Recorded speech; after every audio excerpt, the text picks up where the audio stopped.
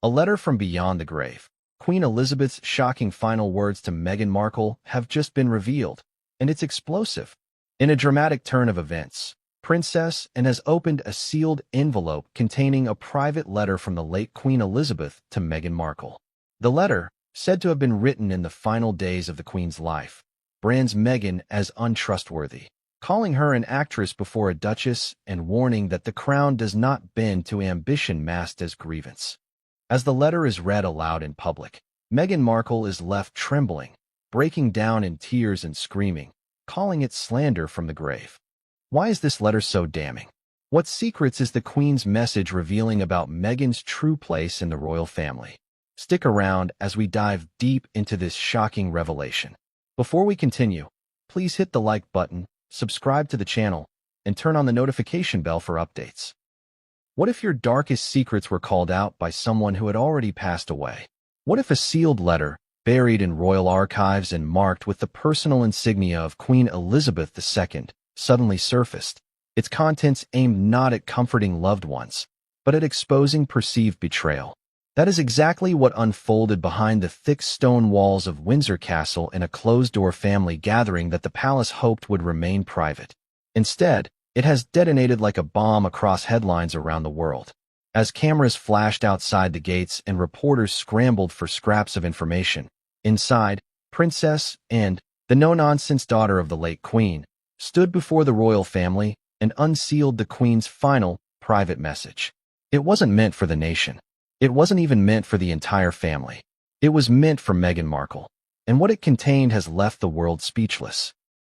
In a moment that historians may well revisit for decades, Princess Anne opened a separate envelope that had been sealed apart from the rest of Queen Elizabeth's will.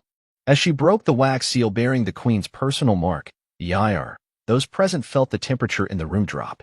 There was a sense that whatever was inside, it wouldn't be sentimental. This wasn't a letter written with grandmotherly fondness. This was Elizabeth speaking as the crown, and she didn't hold back. The words inside that envelope have sparked a firestorm not only within the monarchy but also across media, social platforms, and public opinion. Elizabeth's letter, reportedly handwritten in her unmistakable script, is said to have called Meghan an actress before a duchess. She went further, stating in clear, cold prose that the crown does not bend to ambition masked as grievance. Witnesses say Meghan's face went pale as the words were read aloud. She reportedly trembled, tried to interrupt, then finally broke down screaming, calling the letter slander from the grave. But this wasn't just some spiteful swipe from beyond the veil. This was Queen Elizabeth executing her final duty as monarch. In her twilight hours, long before she passed, she took pen to paper with deliberate purpose, warning not just Meghan, but the institution itself, to remain vigilant. The monarchy had endured wars, abdications, and betrayals before.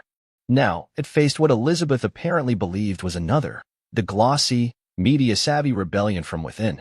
The backdrop to this drama is not merely one of family friction. It's an institution that has been under siege from all sides. Harry and Meghan's explosive Oprah interview, their Netflix docuseries, the controversial memoir Spared, these weren't just tabloid fodder. To Queen Elizabeth, it seemed, they were weapons aimed at the very core of the monarchy's identity. For decades, she had upheld the philosophy of never complain, never explain. But in her final private act, she broke that rule, not in public, but in ink, on parchment, in a letter that would be revealed only after her death. And who did she trust to carry out this explosive reveal? Princess Anne. And has long been the monarchy's iron spine. Unflinching, tireless, and unimpressed by celebrity or scandal, she has kept her head down while others courted headlines. Her selection as the one to read the letter speaks volumes. If Elizabeth wanted the message to be delivered without drama, but with absolute finality, and was the only choice. It was not a moment of theater, it was duty, served cold. Sources inside the palace suggest that the Queen had grown increasingly disillusioned in her final years, particularly with how Meghan and Harry handled their exit from royal life. While the Queen extended olive branches in public, her private thoughts were far less forgiving. And rather than leave those thoughts buried in silence, she committed them to a document that would make it unmistakably clear.